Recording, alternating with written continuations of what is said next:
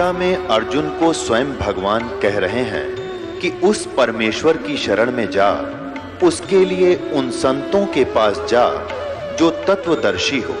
इसी प्रकार हजरत मोहम्मद को उनका अल्लाह कह रहा है कि कोई और पूर्ण परमात्मा है, उसको पाने के लिए उन तत्वदर्शी संत की तलाश कर। वो प्रभु कौन है, ये जानने के लिए कृपया अवश्य सुनिए जगत गुरु तत्वदर्शी संत रामपाल जी महाराज के अमृत वचन। एक महल बना, आजीवन सुख का साधन बना, लेकिन मोक्ष ज्यों का त्यों रहा। पशु पक्षियों की योनि फिर भी सुदामा को प्राप्त हुई। अब यहां आने वालों को प्रेरित किया जाता है सच्चे दिल से, सच्ची श्रद्धा से, अपने सामर्थ्य के अनुसार अवश्य दान करें, फिर उससे वो समस्या हल होगी आपकी जो पूर्व जन्म में आप गलती कर गए थे, धर्म दान नहीं किया, आज एक एक पैसे के लिए भटक रहे हो, तो वो समस्या फिर यहां अब शुरुआत हो जाएगी। अब हम उस समर्थ की शरण के अंदर हैं, हम उस समर्थ की शरण में हैं। जैसे एक तैमूर लंग नाम का एक लोहार था मुसलमान, और वो इतना गरीब था, कभी कभी उनको आटा भी रोटी भी प्राप्त नहीं होती थी। 2 माँ बेटा थे, और वो क्या करता था कि धनी लोगों की बकरियां भेड़ चराया करता था। एक दिन लेकिन वो थे धार्मिक, पिछले संस्कार अच्छे थे, अतिथि को भोजन अवश्य कराते थे, आप भूखे रह जाते थे, अतिथि को खाना खिलाकर सोते थे। तो इसी प्रकार परमात्मा वहां पहुंच गए एक जिंदा महात्मा के रूप में, जिसमें तैमूर लंग बकरियां चरा रहा था। वहां जाकर उनके पास वृक्ष के नीचे बैठ के भगवान तैमूर लंग ने कहा, महाराज भोजन की सुनाओ। परमात्मा ने कहा, भाई भोजन खाऊंगा। तैमूर लंग खाना खा चुका था, फिर घर गया, अपनी माँ से कहा, माँ एक रास्ते चलता साधु है, गांव के बिल्कुल साथ में ही वो वृक्ष के नीचे भेड़ बकरियां बैठी थी और भोजन खाना चाहता है। माँ घर के अंदर केवल 2 रोटी, 1 रोटी का आटा था, और बना कर माँ ने रोटी ने बोली, बेटा मैं भी चलूंगी, साधु के दर्शन कर आऊंगी। लेकर लोटा पानी का, 1 रोटी घर में बची थी, आटा वही बना के चल पड़ी। परमात्मा से खाने की प्रार्थना की, भगवान खाना खाने लगे। तो इतने में माँ ने बार बार कहा उसकी कि महाराज हम बहुत निर्धन हैं, महाराज हम बहुत दुखी हैं, कभी कभी तो आटा भी नहीं मिलता हमें। परमात्मा ने रोटी खा के पी कर लोटा पानी का, एक बकरी बांधन की बेल पड़ी थी, चैन सी पतली पतली सी, उसको 4 बार मोड़ ली। वो इतनी पकड़कर उसके बच्चे का कड़मा मारी, उठ कर 7 मारी, 1 2 3 गिन के 7, और फिर मारे लात, और फिर मारे मुक्के। अब उसकी माता ने सोचा कि कोई मेंटल साधु था, पागल है, मैंने इसको बार बार छेड़ दिया, टोक दिया, इसने गुस्सा हो गया, और साधु पता नहीं बद्दुआ भी दे दे। हाथ जोड़ कर कहने लगी, महाराज मेरे बेटे से कोई गलती बन गई। परमात्मा बोले, नहीं माई, तेरे बेटे का जो पहले मैंने 7 सांकड़ मारी है ना, ये चैन मारी बेल, तेरे बेटे तैमूर लंग को 7 पीढ़ी का राज बख्श दिया मैंने, और जो मुक्के लात मारी है उसके बाद तुम्हारे राज्य टुकड़ों में बट जाएगा।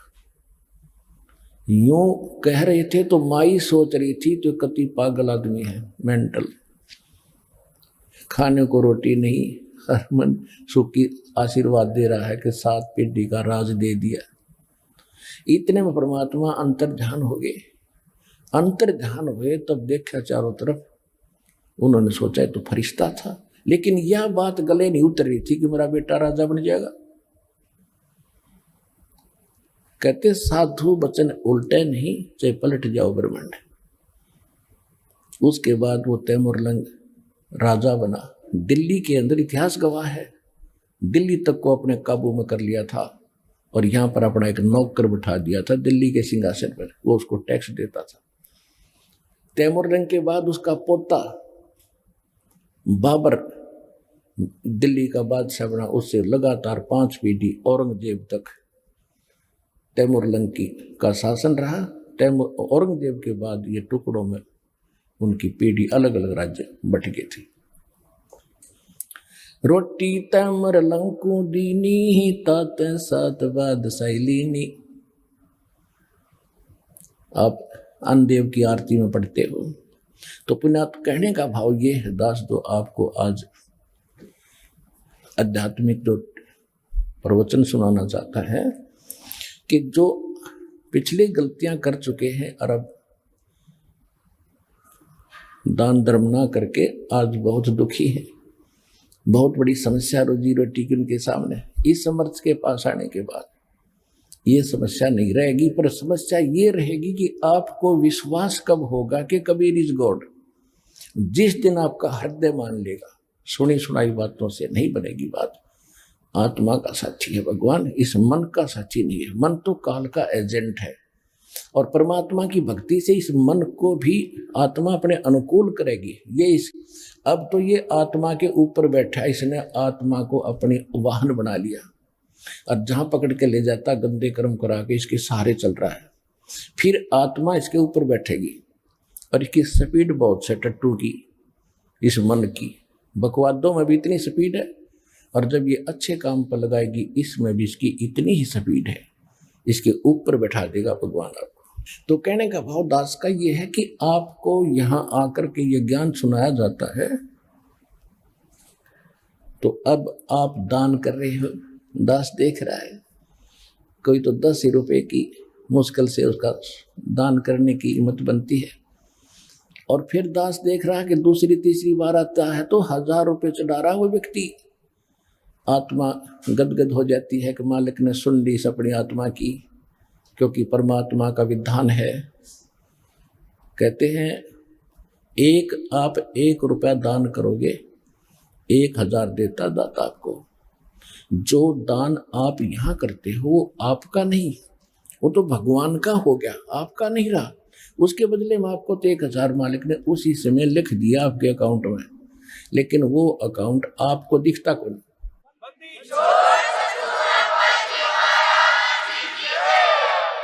जो अकाउंट परमात्मा ने आपका खोल दिया दीक्षा लेने के बाद, वो बैंक अकाउंट सूक्ष्म है। आपके अंतःकरण में एक मैसेज पहुंच जाता है, भगवान के ऊपर आपकी एक और फाइल है, उसमें ये मैसेज ऐड हो जाता है। आपने 1 रुपया दान करा, 1000 आपके खाते में लिख दिया था। तो जो पैसा आपका था वो यहाँ चढ़ाया हुआ पैसा आपका नहीं है, ये परमात्मा का हो गया। और इस परमात्मा के पैसे को आप सदुपयोग करो, यहाँ दुरुपयोग ना करना इसका। जो यहाँ भी सेवादार है, आने वाले भी जो कई बार देखा है थोड़ी बहुत त्रुटियां ये कर देते हैं, तो आपने सावधान रहना पड़ेगा। ये धनी का पैसा है, आपको तो दे दिया मालिक ने उसी समय, ये नहीं रखता अपने पास। ये तो पूर्ण परमात्मा है। कहते हैं 4 युगों में देख लो हमने किसका रखा मार। द्रौपदी ने 1 बिलांत का कपड़ा दिया था, 9 इंच ढेर लगा दिया उसका। सुदामा ने 4 चावल खुखवाए थे, महल बना दिया।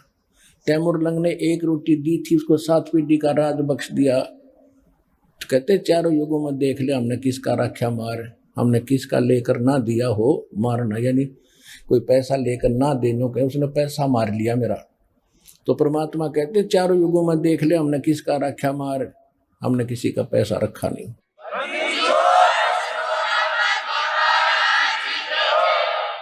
तो सबसे पहले हमारे हृदय में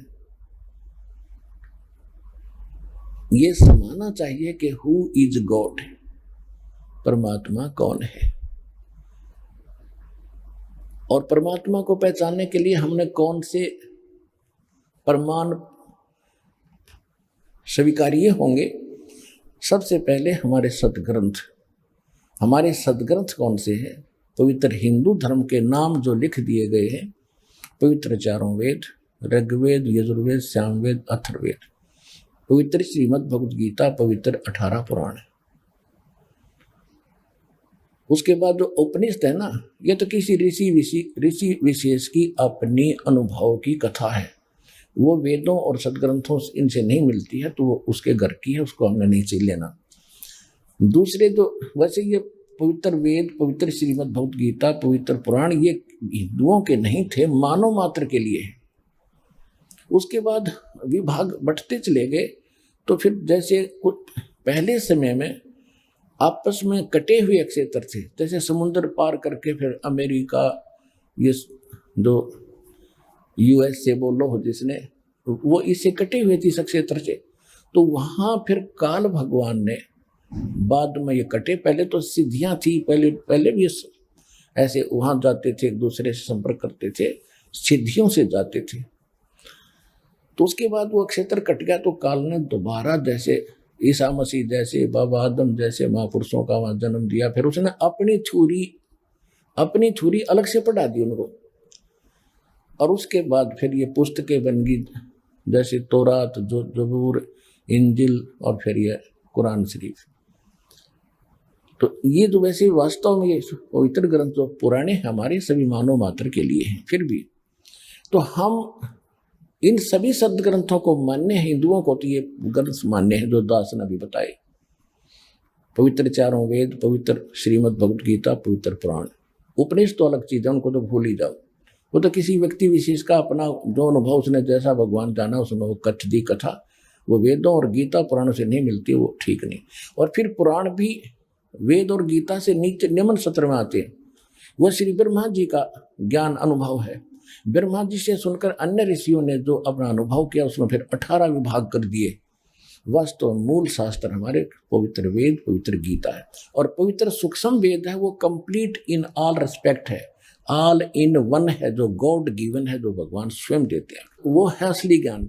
उस असली ज्ञान को ही असली ज्ञान हमारे हृदय में समाने के लिए, जचाने के लिए इन पुराणों, वेदों और गीता का सहयोग दिया जाता है कि जो भगवान ज्ञान दे रहा है वो इनसे भी मिलता है। और जो इनके अंदर जो यथार्थ ज्ञान और भक्ति विधि नहीं है, वो उस सूक्ष्म वेद में है। तो फिर हमें ये दृढ़ता आती है कि जो वेद बताते हैं केवल एक ओम मंत्र है, गीता बताती है ओम तत्सत, उस पूर्ण परमात्मा के पाने के केवल 3 मंत्र हैं। तो ये है इनकम्प्लीट ये कोर्स। और उसमें क्या लिखा सूक्ष्म वेद में? प्रथम मंत्र है, वो 7 मंत्र हैं। वेद भी संकेत करते हैं कि जब तक तत्वदर्शी संत नहीं आता है तो 5 नाम दिए जाते हैं, और जब तत्वदर्शी संत आता है, जब वो समय आता है भक्ति का, तो उसमें 7 मंत्र दिए जाते हैं। और उसके बाद फिर 2 मंत्र और फिर कंप्लीट कोर्स करके मूल मंत्र दिया जाता है। तो ये है वो सूक्ष्म वेद के अंदर सारा ज्ञान का। तो कहने का भाव ये है कि पवित्र वेद, पवित्र श्रीमद् भगवत गीता, पवित्र पुराण, पवित्र बाइबल 3 पुस्तकों का पवित्र बुक का संग्रह है। और पवित्र कुरान शरीफ, पवित्र गुरु ग्रंथ साहिब। पवित्र गुरु ग्रंथ साहिब के अंदर जो महला पहला की वाणी है, वो वाणी है उस परमात्मा से परिचित उस पुण्यात्मा श्री नानक देव जी की।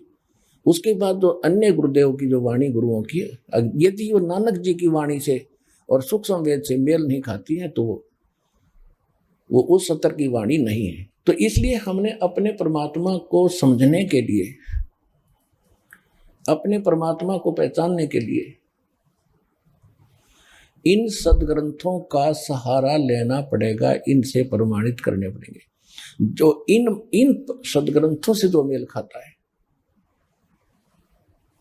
और इस सदग्रंथों के ऊपर इस कसौटी में जो खरा उतरता है, तो वो है परमात्मा। तो सबसे, और उसके बाद फिर जिन महापुरुषों को परमात्मा प्राप्त हुआ, उन्होंने फिर कौन से मंत्र जाप किए जिनसे उनका मोक्ष हुआ? तो वो है मंत्र भक्ति के। और वही मंत्र हमारे सदग्रंथों से मेल खाते हैं कि सचमुच ये भी मंत्र यही है, और उन महापुरुषों ने भी वही मंत्र जाप किए हैं और उनका मोक्ष हुआ है, और सदग्रंथ भी वही बता रहे हैं। तो ये है सच्ची भक्ति विधि। इसमें सिर्फ 2 ही बातें हैं समझने के लिए। एक तो who is the real God, वास्तविक भगवान कौन है, और what is the real worship of, way of worship of God, परमात्मा के भक्ति की जो रियल सत साधना कौन सी है। कौन सा मार्ग है। ये दो क्लियर जब हो जाते हैं तो निरसंशय होकर आप भक्ति कर सकते हो, आप भक्त बनोगे। श्रीमद् भगवद गीता अध्याय नंबर 2 के श्लोक 53 में 53 में कहा कि अर्जुन, जिस समय तेरी बुद्धि भिन्न भिन्न प्रकार के भ्रमित करने वाले वचनों से हटकर एक तत्व ज्ञान पर स्थिर हो जाएगी, तब तो तू योग को प्राप्त होगा, तब तो तेरी भक्ति प्रारंभ होगी, तू भगत बनेगा, योगी बनेगा। तो इस दास का जो उद्देश्य है और भगवान का जो काल से प्रोमिस है, एग्रीमेंट है, वो यही था। काल ने कहा था कि आप अपना ज्ञान देकर अपना बनाना प्रभु, बाय फोर्स ना करना। जो आपके ज्ञान को मानेगा आपका हो गया, जो मेरी बकवादों में उलझा रहेगा वो मेरा होगा। मैं उसको खाऊंगा, नचाऊंगा, जन्म मृत्यु के अंदर उनको चक्कर कटाऊंगा, उसमें बाधा ना करना। परमात्मा को तो पता ही था अगर मैं इनको ले जा सकता हूँ 1 सेकंड के अंदर सब पूरे विश्व को, लेकिन ये वहां जाकर भी ये को बंद करेंगे, ये फेर पटकने पड़ेंगे वापस मैंने, तो पहले वहां ले जाने के योग्य बनाया जाएगा आपको। यहाँ से आपकी भक्ति कर्म बढ़ा के, आपके अंदर साधुतापन पा के, आपको सच्ची लगन लगा के, उस सच्चा ज्ञान बता करके आपके अंदर विशेष तड़फ बना के आपकी एकमात्र लगन सतलोक जान की होगी, तब वहां जाओगे। तो उसके लिए ये यहाँ की व्यवस्था और ऊपर की व्यवस्था का साथ साथ चित्रार्थ और वर्णन किया जाता है, ताकि आपका मन इस गंदे लोक तक हटके उस सुखमय लोक में ऐसा प्रेरित हो जा जैसा हम वहां से यहाँ आने के लिए इतने उत्सुक थे। इतनी ही उत्सुकता, इतनी प्रबल प्रेरणा यहाँ से वहां जाने की हो। और ये होगी क्योंकि अभी तक तो हमें ज्ञान का कैख है भी नहीं पता था। हमने तो जन्म मरण के खचड़े कोई पूरा मान रखा, तो बस यही है, इतना ही काम है, मरो सभी मरते, हम भी मर जाते हैं, कोई फर्क नहीं पड़ने वाला। अब पता चलेगा इसे बहुत फर्क पड़ने वाला। कोट जन्म हो गया, हमने धक्के खाते, गधे कुत्ते सुअर बन के हम भटकते। थोड़ा सा मनुष्य शरीर है, इसमें सुख का भोजन मिल जाता है, इस पे हम पता नहीं क्या बन बैठे। तो अब हमारी वो ज्ञान की आंखें खोलेगा भगवान, फिर हमने भूत भविष्य और वर्तमान सारा दिखाई देगा। तो जो प्रसंग चल रहा है उसी पर आते हैं। परमात्मा को पहचानना सबसे पहला काम है अपना, क्योंकि आज तक हमने डेफिनेशन ऑफ गॉड का ही नहीं पता। परमात्मा की, प्रभु की परिभाषा से परिचित नहीं। कोई कहता भगवान निराकार है, कोई कहता भगवान श्री कृष्ण है, श्री राम है, ब्रह्मा जी, श्री विष्णु जी, श्री ब्रह्मा जी, श्री शिव जी यही भगवान है। फिर हनुमान जी भगवान है, फिर गणेश जी भगवान है। उसके बाद ये मंडी मसाने जो हमने आप बना रखे हैं, ये भी भगवान बना लिए। देखो परमात्मा की परिभाषा क्या है। परमात्मा की व्यवस्था ऐसी है जैसे यहाँ आप देखते हो अधिकारी हैं, कर्मचारी हैं, अधिकारी हैं, और फिर मंत्री, मुख्यमंत्री, प्रधानमंत्री हैं, ये सभी साहब कहलाते हैं। जैसे कोई डिप्टी कमिश्नर साहब, कमिश्नर साहब, मंत्री साहब, मुख्यमंत्री साहब, प्रधानमंत्री साहब, राष्ट्रपति साहब, तो ये सभी साहब हैं। साहब माने मालिक हैं, भगवान हैं, प्रभु हैं। अपने अपने सत्र के, अपने अपने अक्षेत्र के, अपनी जुरिडिक्शन में ये इतने इतने साहब सारे ही हैं।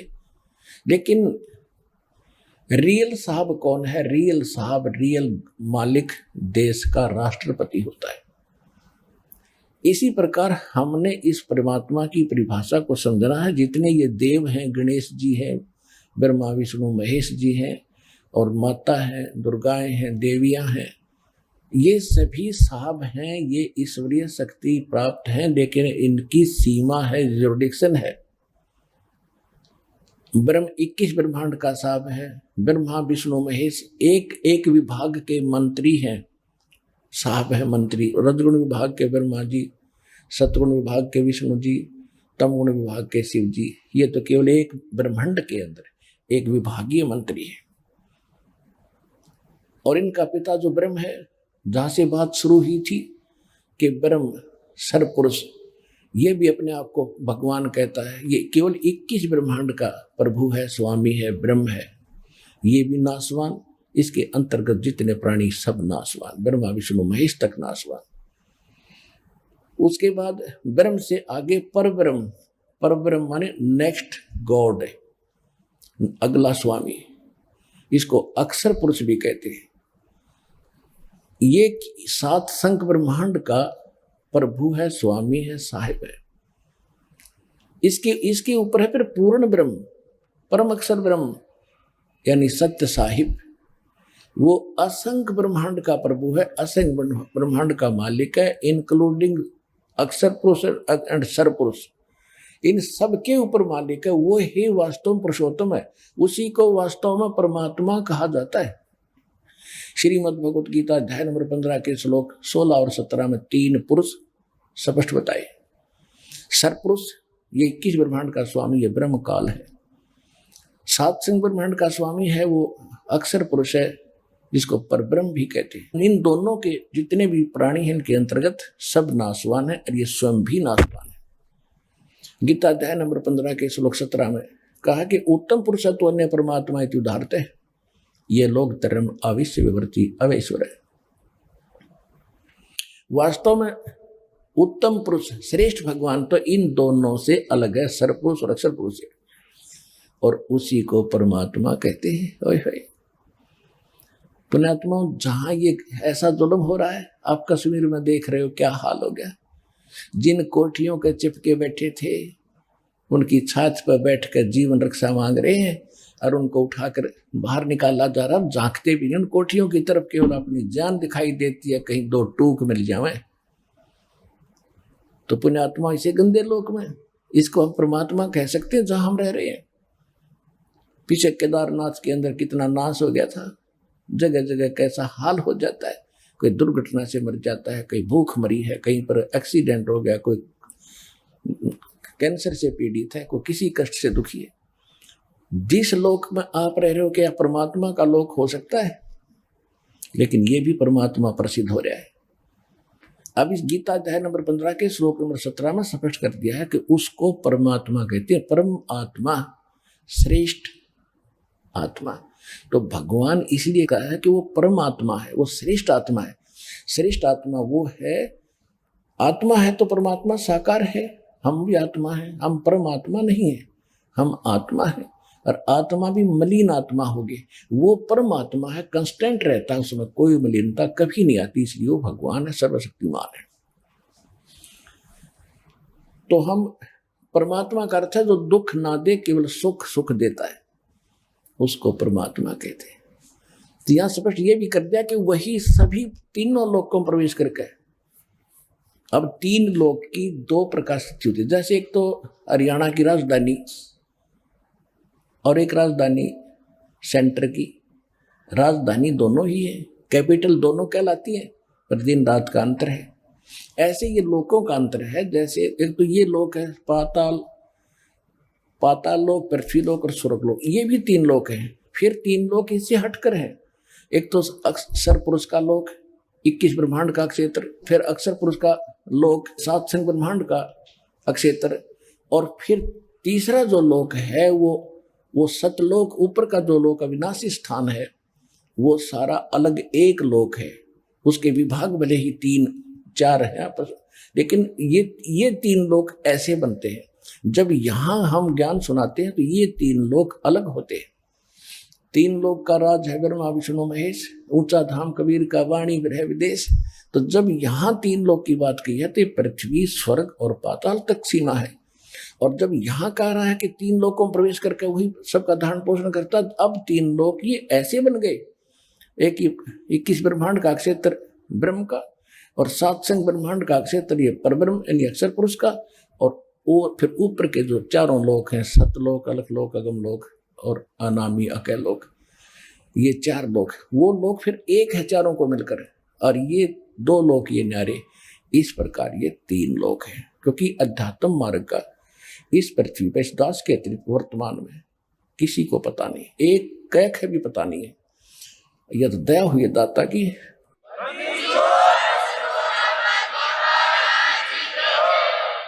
ये सब अपनी अपनी डफड़ी पीट रहे हैं। ये तो इतना है कि जैसे आम जनता है, उन्हें अपने काम से मतलब है, और जो साधु संत बना दिए काल ने, उनकी मजबूरी है सदग्रंथों को पढ़कर उनको बेवकूफ बनाने की। तो उन्हें जैसी अटपटका दी, विद्यार्थी को क्या पता टीचर 2 दूना 6 गलत पढ़ा रहा है, वो तो 2 दूना 6 2 दूना 6 कल सुनाना है 2 दूना 6 2 दूना 6 फिट कर दिया, 2 दूना 6 ही हो गया। अब 2 दूना 4 बताते हैं तो दस्ती नहीं उनके, क्योंकि 1000 वर्ष से ये सुन रहा 2 दूना 6, लेकिन 2 दूना 4 तो 4 ही रहेगा, कभी ना कभी स्वीकार भी होगा। तो कबीर भगवान है, कबीर परमात्मा है, ये ब्रह्मा विष्णु महेश। 2 दूना 6 पढ़ रखा तुम, यो भगवान नहीं है, ये 2 दूना 6 नहीं 2 दूना 4 कबीर साहब है। तो कहने का भाव ये है पुण्यात्माओं, ज्ञान से ही ज्ञान होता है। ज्ञान हमें पता मिला नहीं, सतगुरु हमें मिले नहीं, सत्संग हमें सुनने को प्राप्त नहीं हुआ, तो अज्ञान की गठड़ी बांध के आराम से ढोए फिर रहे थे, लद्दे फिरते थे उस पर। अब वो पटकनी उठा के अब ये धरनी भगवान वाली आपके ऊपर है, ये आपको सदा सुखी करेगी। परमात्मा को सबसे पहले हमने परमात्मा को पहचानना है, और जब तक हमें ज्ञान नहीं होगा तो हम कैसे आगे बढ़ेंगे। तो यह सिद्ध हो गया कि परमात्मा की परिभाषा या इतनी बन गई, 2 अक्षरों में आसानी से समझ में आ गया आपके। 10 मिनट का सत्संग है, चाहे ज्ञान समझने को चाहता हो समझना, इतनी सी बात है। सदग्रंथ आपके पास है, अध्याय श्लोक दास बता रहा है और दिखा भी रहा है समय समय पर, तो जल्दी समझो, जितना देर करोगे पछताओगे। अब हम आगे बढ़ते हैं। अब परमात्मा की जो परिभाषा है ये इतनी सी है, तो अब हमने इन सदग्रंथों से पहचानना है कि कौन है वो समर्थ, वो परम अक्षर ब्रह्म कौन है, वो कहां से प्रमाणित होगा। हमारे सदग्रंथों से भी होगा, और जो सदग्रंथ बता रहे हैं, साथ में आंखों देखा महापुरुष बता रहे हैं जिनको भगवान मिले हैं, और दोनों की एक जैसी व्याख्या है। तो he is God, he is complete God, he is supreme God, वही है वो पूर्ण परमात्मा, वही है वास्तविक भगवान। श्रीमद् भगवत गीता अध्याय नंबर 16 के श्लोक 23-24 में स्पष्ट कर दिया कि अर्जुन, शास्त्र विधि को त्याग कर दो, मनमाना आचरण, मनमाने मंत्र जाप करते हैं, साधना करते हैं, वो व्यर्थ है। न तो उनको सिद्धि प्राप्त होती है, न कोई सुख होता है, न उनकी गति हो। इसीलिए तो हम भक्ति करते हैं, ये तीनों पदार्थ मिले। और फिर स्पष्ट कर दिया है कि कर्तव्य और अकर्तव्य की व्यवस्था में, यानी जो साधना करनी चाहिए, जो ना करने योग्य है, उसके लिए सदग्रंथ ही प्रमाण है। किसी की दंत कथा पर विश्वास मत करना। तो पुण्यात्माओं, सबसे पहले हम अपने सदग्रंथ लेते हैं, वो सदग्रंथ जो बता रहे हैं, और फिर जिन महापुरुषों को हम मोक्ष मानते हैं, गुरु नानक देव जी जो सिख धर्म के प्रवर्तक हैं, सिख गुरु नानक देव जी, इनको विश्व में कोई यूं कहने वाला नहीं है कि ये भगवान से इनको परमात्मा नहीं मिले। और तो चाहे हम किसी को मानने ना मानने, क्योंकि बहुत कम परिचित है उन महापुरुषों के बारे में जिनके विषय में दास उनके शुभ नाम बताता है, जैसे आदरणीय धर्मदास साहिब जी। आदरणीय धर्मदास साहिब जी से कबीर पंथ चला है, और कबीर पंथ भी अपने पवित्र कबीर सागर से आज कति परिचित नहीं, उसमें बताया क्या है। अब सबसे बड़ी समस्या दास के सामने ये आई है कि कबीर पंथ में मेरा जन्म हुआ। जन्म का मतलब ये नहीं है कि जन्म से ही मैं कबीर पंथी था, नहीं।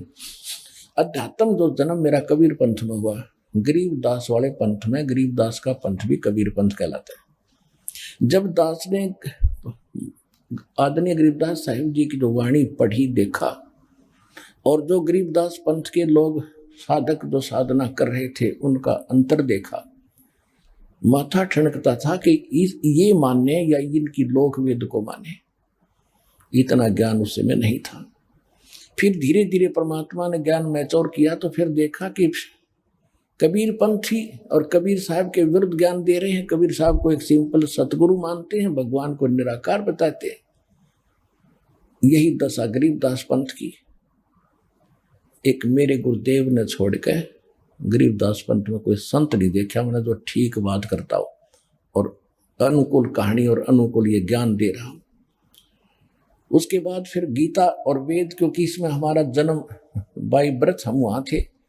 एक तो माँ बाप से जन्म हुआ, तब से हम हिंदू धर्म में और ब्रह्मा विष्णु महेश्वर इन सदग्रंथों में जन्म हुआ। अब उन गीता और वेदों और पुराणों को देखा तो हमारे धर्मगुरु और हमारे समाज में जो चल रही थी लोक वेद दंत कथा और साधनाएं, उनके बिल्कुल विपरीत। अब इतना बड़ा पहाड़ खड़ा हो गया कि कैसे कहां से शुरुआत करें इनको समझाने की। और किसी को ये कह दिया जाता है तेरी साधना गलत है, वो मुंह चढ़ा लेता है, दूर भाग जाता है, बात भी नहीं करता है और दुश्मन बनकर खड़ा हो जाता है। तो परमात्मा का वचन था, इसलिए आज ये सफल हुआ, नहीं तो जीव इस काल के जाल को तोड़ नहीं सकता। ये तो कबीर भगवान ने तोड़ा है, इस दास के सिर पर यूं मटका फोड़ा है, करे परमात्मा ने ये।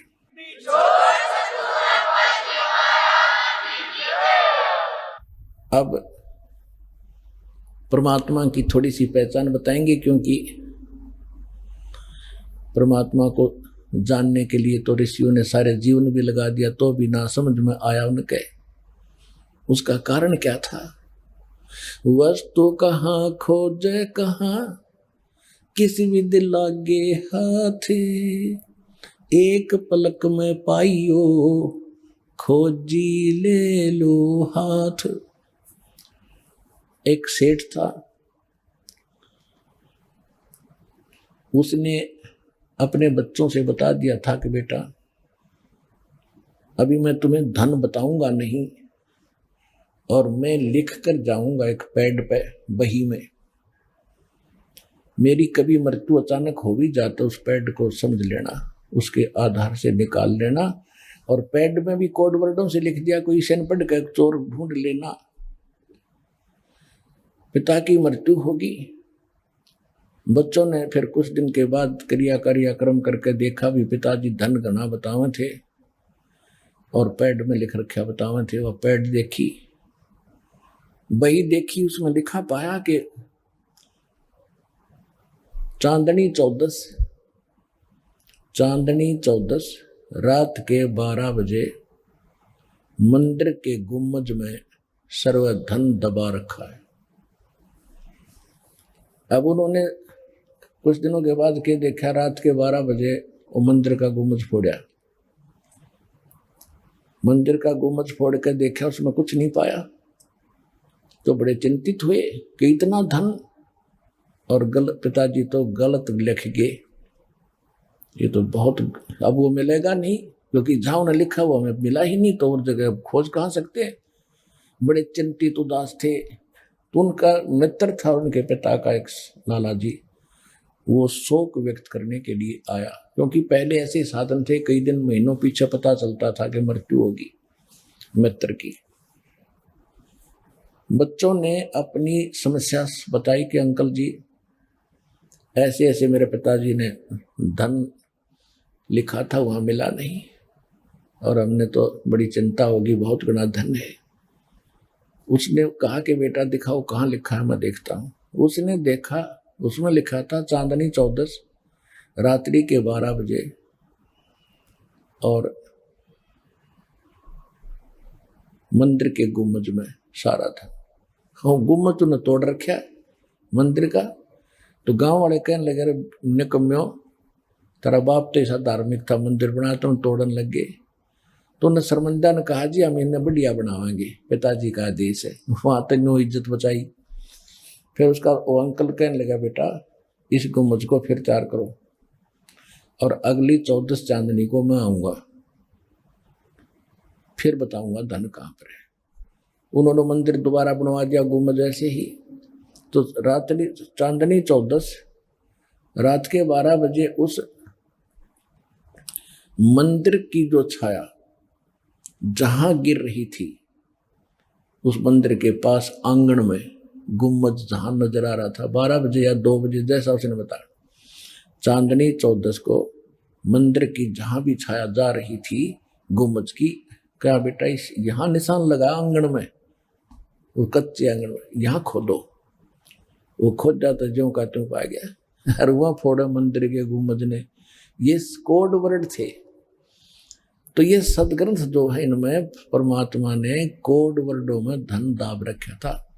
ये कोड वर्ड इस दास का समझ में आए, अब खोल दिया भंडारा। जिन महापुरुषों को परमात्मा मिले, जिनके शुभ नाम दास बार बार बताता है, उनको छोड़कर सबने गुम्बज फोड़े। वो स्थान नहीं मिला उस खजाने का जो हमारे ही सदग्रंथों में आंगन में दबा पड़ा था। इस दास ने आके खोला, जो का तू पाया, राजा अपने खर्चा और खाया।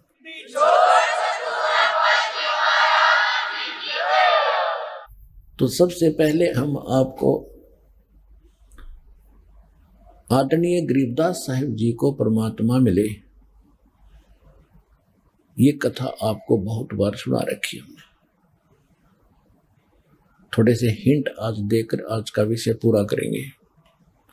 आदरणीय गरीबदास साहिब जी गांव छुडानी, जिला झज्जर, हरियाणा प्रांत में जाट किसान के घर उनका जन्म था।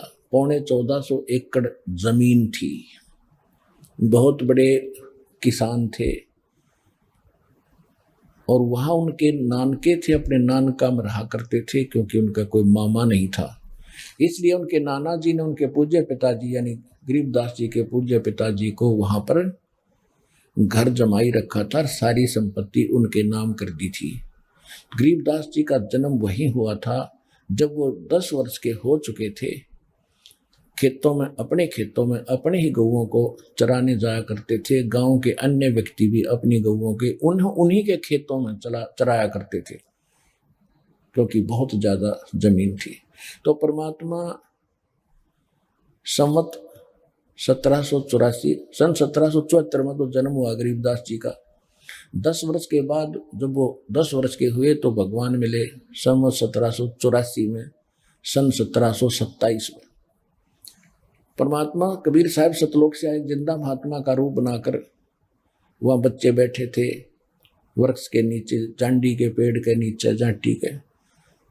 दिन के 10 बजे के आसपास फाल्गुन उतरते की द्वादशी, फाल्गुन सुदी द्वादशी, चांदनी द्वादशी, तो उस समय गर्मी हो जाती है। वृक्ष के नीचे बैठकर खाना खा रहे थे। परमात्मा, एक रास्ता जाता है छुडानी से कबलाना गांव है, छुडानी गांव से कबलाना गांव को कच्चा रास्ता जाता था, अब तो पक्की सड़क बन गई है। वहां जांडी का पेड़ था। परमात्मा पीछे से आए, उस रास्ते से वहीं उतरे सतलोक से आकर, एकदम फिर अतिथि रूप बनाकर चलने लगे, साधु रूप में। तो वहां बैठ के तो सभी वहां उपस्थित पालियों ने, ग्वालों ने कहा, महाराज भोजन पाओ। परमात्मा ने कहा, भोजन में खा के आया हूं।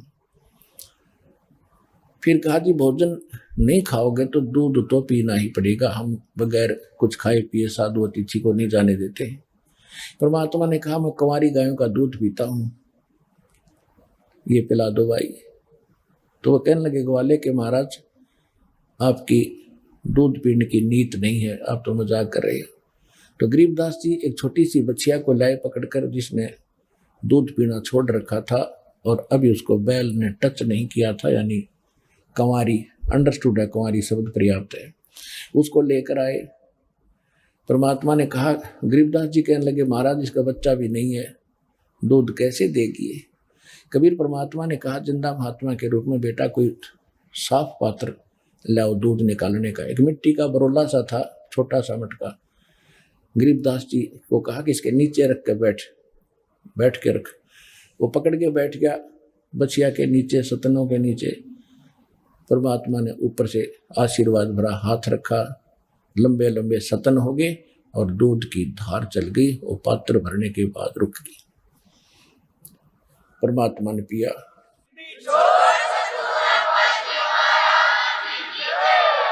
गरीबदास जी ने परमेश्वर को दिया, ले महाराज पी लो। आप तो कमाल कर दिया आपने तो। थोड़ा सा मालिक ने पिया, फिर कहा, बेटा पी लो, ये दूध अमृत है, ये सतलोक से आया है, यहाँ का नहीं है। लेकिन जो बड़ी उम्र के एज्ड जो पाली थे, ग्वाले थे, वो कहने लगे, हम नहीं पीवे, ये तो कुंवारी गाय का दूध निकाल दिया जादू जंतर से, पाप का दूध है, हम नहीं पिएंगे, उठकर चले गए। गरीबदास जी कहने लगे महाराज मुझदास को दो, आपका कब कब मिले ये अमृत। क्योंकि कहते हैं होनहार के पूत के कहते पालने में ही पैर नजर आ जाते हैं। तो बचपन से ही उसके अंदर यह प्रेरणा थी। परमात्मा ने कहा बेटा ले अमृत पी, भक्ति कराया कर। काफी ज्ञान दिया तो उन्हें प्रेरणा हुई तो मंत्र प्रथम दिया 5 नाम का। फिर प्रेरणा हुई कि आपको सतलोक तक को दिखाओ दाता, एक बार विश्वास दृढ़ हो। सतलोक लेकर गए, फिर वापस छोड़ा। परमात्मा से परिचित होकर के उसके बाद गरीबदास साहिब जी ने परमात्मा की महिमा, कबीर परमेश्वर की महिमा कलम तोड़ बताई। क्या बताई? हम सुल्तानी नानक तारे दादू को उपदेश दिया, जात दुलाहा भेद न पाया वो काशी महे कबीर हुआ। अनंत कोट ब्रह्मंड का एक रति नहीं भारे, सतगुरु पुरुष कबीर हैं ये कुल के सिरजनहारे। गरीबदास जी ने फाइनल कर दिया 2 वाणियों में, जब को समझने वाला हो। लेकिन ये मानना कि वो कबीर जो धानक जुलाहा था वो परमात्मा, नहीं नहीं नहीं नहीं, ये नहीं हो सकता। तो ये ए मिटाने के लिए यो ज्ञान सुनाया जाता है। जैसे एक छोटा सा बच्चा होता है और वो पिताजी पेन उठाकर कहता है पापा ये क्या है पिताजी? पिताजी कहता है बेटा पेन है। वो कहता है ए कि पेन है, ए पेन है, ए। तो वो ए करता करता उसने रख देता है। उसको विश्वास नहीं होता कि पिताजी जो कह रहा है गलत है, लेकिन उसकी बुद्धि स्वीकार नहीं कह रही। वो पेन किसने कह रहा है? वो है उसमें।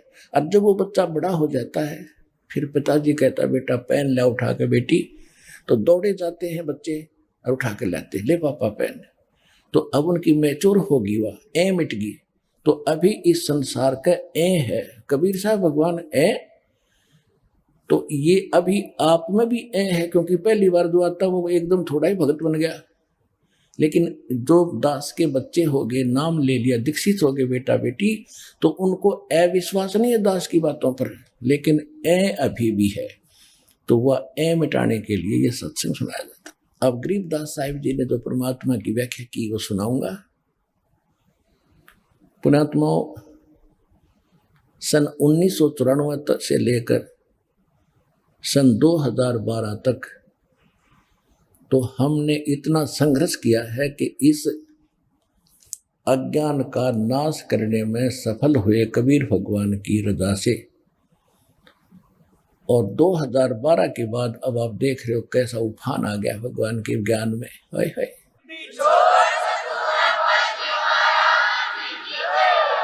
731 पृष्ठ पे लिखा है कि नीच जात परदेसी खिन आवे तल जावे, अरता की संगत नानक रहंदा क्यों कर मुंडा पावे। उसका अंत और छोर में कैसे पाऊं? 1 सेकंड में यहां दिखता है, दूसरी सेकंड में सतलोक में बैठा होता है। अब 2 महापुरुषों ने प्रमाणित कर दिया कि ये वो है परमात्मा, सारी सृष्टि का रचने वाला। कौन करतार, यानी कौन माने शब्द, करतार माने रचने वाला। जो शब्द से जिसने सारी सृष्टि रच दी। और गरीबदास जी कहते हैं एक शब्द से सब किया जितना तक में उपजा जीव। एक वचन में सब रचे सकल ब्रह्मांड।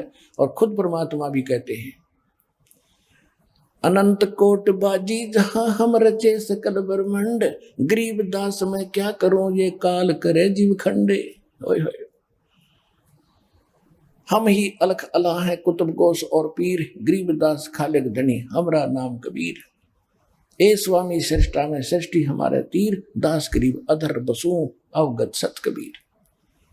दादू साहिब जी ने कहा कि जिन मुझको निज नाम दिया सोए सतगुर हमार, दादू दूसरा कोई नहीं वो कबीर सत्यधार। ऐसे मुल्क दास जी ने कहा, ऐसे धर्मदास जी ने कहा, ऐसे गीसा दास जी ने कहा। और ऐसे ही स्वामी रामानंद जी ने कहा कि दो ठोर है एक तू, भया एक से दो, गरीबदास हम कारणे तुम आए हो मत दो। बोलत रामानंद जी सुनो कबीर करतार, गरीबदास सब रूप के तुम ही सृजनहार। ये तो उन महापुरुषों की वाणी में आपको प्रमाणित कर दिया जिन्हें भगवान मिला। और इसी के संदर्भ में अब ये कथा सुनाता हूं। जब परमेश्वर कबीर जी लीला करते हुए जैसे परमात्मा के बारे में आपको बहुत बार बताया है कि ज्येष्ठ सुदी पूर्णमासी संवत 1455 सन 1398 को परमात्मा सतलोक से आकर एक शिशु रूप धारण किया था। लहर तारा नामक एक सरोवर में कमल के फूल पर, वहां पर एक अष्टानंद नाम के ऋषि जो रामानंद जी के शिष्य थे, वो भी इसके प्रत्यक्ष दृष्टा थे। उन्होंने रामानंद जी को जाकर बताया था सारी घटना। उधर से नीरू नीमा जो निसंतान जुलाहे थे, वो स्नान करने के लिए उसी तालाब पर जाते थे जो गांव उनकी रिहाज से, रेजिडेंट से, झोंपड़ी से 3-4 किलोमीटर दूर था, वन में, जहां गंगा का जल ही लहरों द्वारा उछलकर इकट्ठा होता था वर्षा के दिनों में। वहां परमात्मा को पाया था। शिशु रूप को लेकर, छोटे से नवजात शिशु को लेकर घर आए थे। सारा संसार गांव देखने गया था, सारा शहर काशी शहर देखने गया था। इतना सुंदर बालक तो देखा ना सुना। 25 दिन तक परमात्मा ने कुछ नहीं खाया था। तब चिंतित हो गए थे दोनों नीरू नीमा। तो तब परमेश्वर की लीला, कबीर भगवान की कृपा से एक कुंवारी गाय मंगाई गई थी। लंबी कहानी है, आज आगे से शुरू करेंगे। आइए अब हम उन श्रद्धालुओं के अनुभव जानते हैं जो जगत गुरु तत्वदर्शी संत रामपाल जी महाराज जी से दीक्षा प्राप्त कर चुके हैं तथा उनके द्वारा बताए गए भक्ति मार्ग पर चल रहे हैं। नमस्कार सर। नमस्कार जी। सर क्या नाम है आपका? सर मेरा नाम नवीन पांचाल है। नवीन जी आप कहाँ के रहने वाले हैं? सर मैं दिल्ली कृष्ण विहार का रहने वाला हूँ। नवीन जी संत रामपाल जी महाराज से कब जुड़े आप? सर 30 अप्रैल 2011। नवीन जी संत रामपाल जी महाराज से जुड़ने से पहले आप क्या भक्ति साधनाएं करते थे? सर हम संत रामपाल जी महाराज से जुड़ने से पहले आशुतोष जी महाराज के शिष्य थे। सर आशुतोष जी महाराज से हम 2 साल तक लगभग जुड़े रहे। उससे पहले जी हम राजेंद्र सिंह जी महाराज जी के यहाँ भी जाते थे और राजेंद्र सिंह जी महाराज जी के यहाँ भी पिताजी जैसे लेके जाते थे। 2-2.5 साल से वहाँ पे भी जा रहे थे। और बाकी हिंदू धर्म में जो प्रचलित देवी देवताओं की पूजा है वो सब करते थे। सर आपने बताया कि आप आशुतोष जी महाराज के साथ 2 साल से जुड़े रहे, फिर आप राजेंद्र सिंह जी से जुड़े, तो फिर आप संत रामपाल जी महाराज की शरण में कैसे आए? पापा जी बहुत बीड़ी पीते थे। आशुतोष जी महाराज के यहाँ पे थे, राजेंद्र सिंह जी महाराज जी के यहाँ थे, उनकी बीड़ी नहीं छूटी जी, खूब बीड़ी पीते थे जी वो। तो जी हमारे पड़ोस में एक माई है, सुनीता माई, ने उन्हें बताया पापा को कि जी आप सत्संग सुनो और वहाँ पे सबसे पहला नियम यही है किसी भी प्रकार का नशा नहीं करना है, बीड़ी नहीं पीनी है। और पापा की बीड़ी ऐसी थी कि जी बीड़ी से बीड़ी लगाते थे वो, बीड़ी ख़त्म हुई बीड़ी लगाई, मतलब कि 2 बंडल थे उनके जी रोज़ के। तो पापा जी गए जी, दौलतपुर रोड हमारा बरवाला आश्रम है, वहाँ पे गुरुजियों से नाम ले लिया, संत रामपाल जी महाराज जी से नाम लेके घर पे आ गए। तो गुरुजियों के जो आदेश थे, नियम थे, ये आन उपासना वगैरह नहीं करनी। तो पापा ने कोई पितृ पूजा नहीं करी। तो मम्मी ने काफ़ी विरोध कर दिया जी, घर में कलेश कर दिया, मतलब बुरा कि आपने इतने गुरु बनाए। उन्होंने काफ़ी गुरु बनाए हैं, आशुतोष जी महाराज और ये अपने राजेंद्र सिंह जी। तो आज तक तो आपने नहीं छोड़ा, भी है तुमने क्या नए गुरु बना लिए जिन्होंने पूजा भी छुड़वा दी है।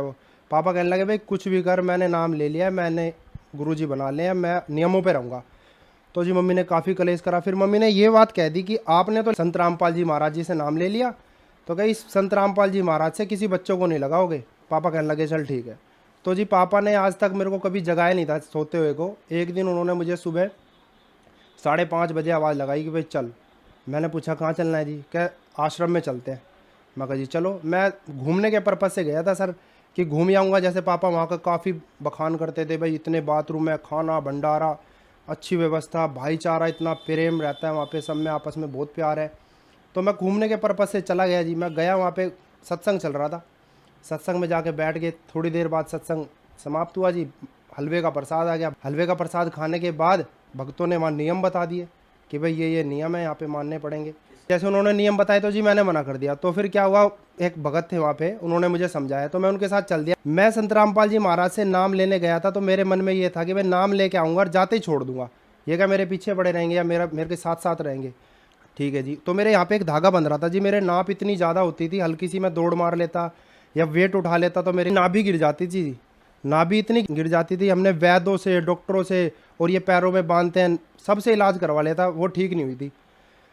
तो जी मैंने तोड़ के वो लगा दिया। मैं कहा चल नाम ले ही रहे हैं तो नाम ले लेते हैं, उसके बाद देखेंगे। तो जी मेरे साथ तो भगवान ने पहले दिन से चमत्कार किया कि पहले दिन से, और आज 2019 चल रहा है ये, आज तक मेरी वो नाभ ही नहीं गिरी है। नाभ डिग जाना होता है ना, नाभ डिग जाती है, जो कुछ खाया नहीं जाता, वो नाभ डिग जाती थी जी मेरी।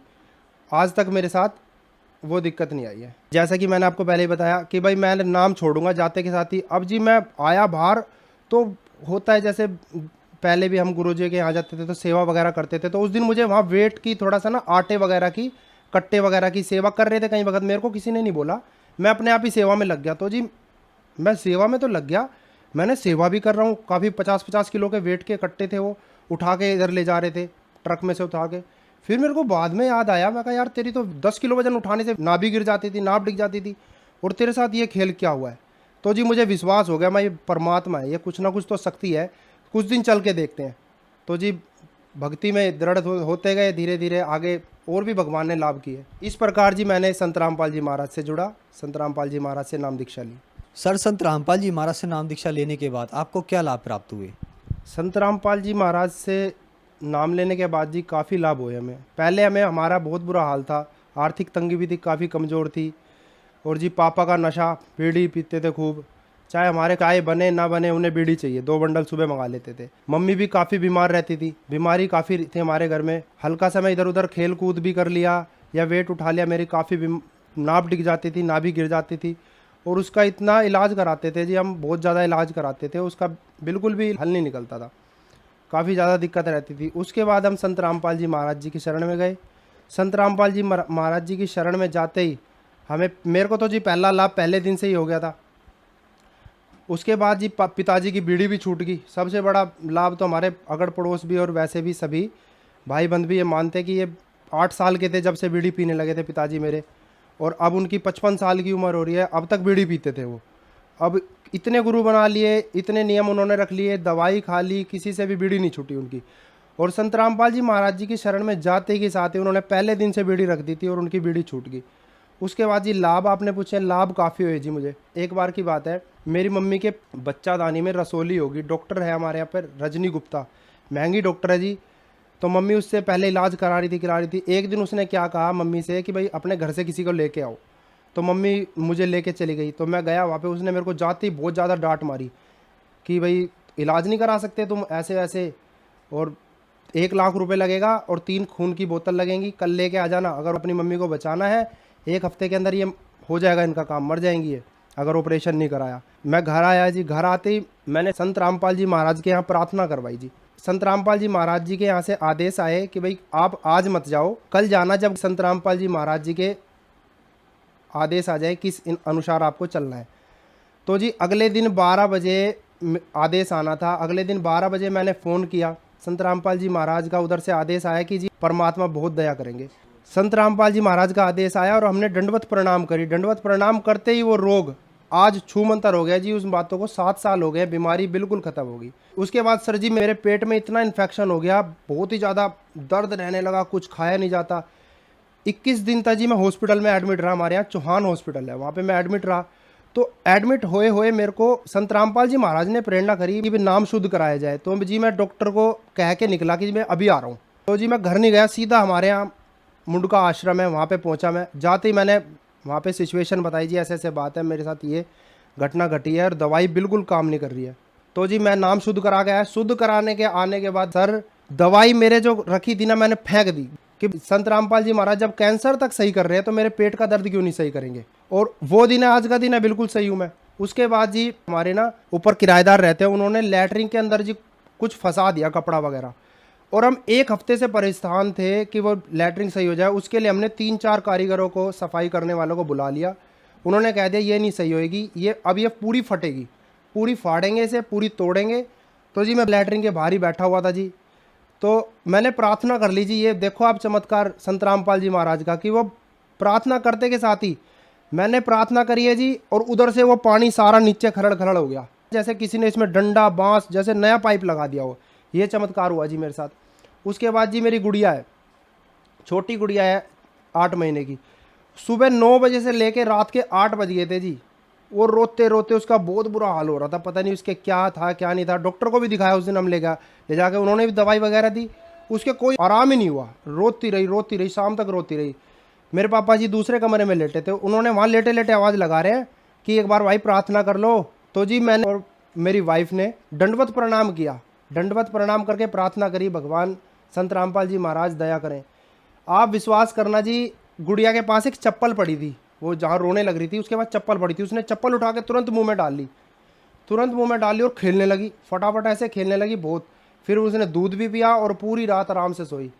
और एक लाभ मैं आपको बताना चाहता हूँ जी, मेरी बहन है, उसकी शादी को जी 5 साल हो गए थे। 5 साल में उसकी सास ने उसे बांझ कहना शुरू कर दिया था कि ये बांझ है, उसके कोई बच्चा नहीं हो रहा था जी। और इतने डॉक्टरों को हमने दिखा लिया था जी, पूरे डॉक्टर कहीं छोड़े ही नहीं थे, हर जगह इलाज करा लिया था। उन्होंने सब ने कह दिया था कि ये कभी माँ नहीं बन सकती। तो हमारे साथ जब ऐसी अनहोनी की भगवान ने, संत रामपाल जी महाराज ने, तो हमने उसके आगे भी जिक्र करा कि बहन ऐसे ऐसे नाम लो आप और प्रार्थना करो, आपको भी भगवान दया करेंगे। तो आप यकीन मानना जी, नाम लेने के 10 महीने 15 दिन में उसके एक पुत्र हुआ है जी, और उस पुत्र का नाम संत रामपाल जी महाराज ने साहिल दास रखा है। संत रामपाल जी महाराज की दी हुई आत्मा है जी, ये अपने कोटे से दी उन्होंने आत्मा, नहीं तो उस बहन के कभी होना ही नहीं था। उन्हें मैं कहूँ जी आपको 25 डॉक्टरों ने उसे नील बता दिया था कि ये कभी माँ ही नहीं बन सकती। सर, संत रामपाल जी महाराज से नाम दीक्षा लेने के बाद आपको बहुत सारे लाभ प्राप्त हुए। यहाँ एक विचारणीय विषय है, आपने बताया कि पहले आपके पिताजी आशुतोष जी महाराज के पास गए और राजेंद्र सिंह जी महाराज के पास गए। आप लोगों ने बहुत सारे गुरु बनाए, ना तो आपके पापा का नशा छूटा और ना आपकी दिक्कतें दूर हुई।